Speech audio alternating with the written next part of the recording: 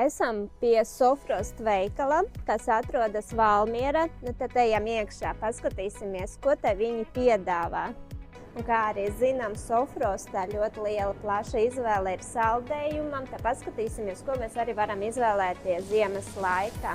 Kā redzām, pīcis dažādu veidu, gan cepelīni, pankūciņas visādos veidos, pēc gaumas, kas jums garšo, pelmeņi, vareņķi. Un, protams, liels, plašs klases saldējumu. Noteikti jūs šeit atradīsiet uz jūsu gaumu.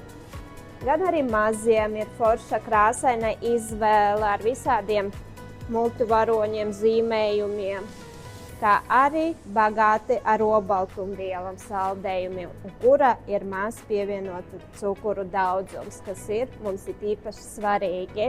Tā kā atnāc uz šo veikalu un izvēlies savu produkciju. Un arī ir izvēle zivcienītājiem, garnelītes, kā arī garneles panējumā.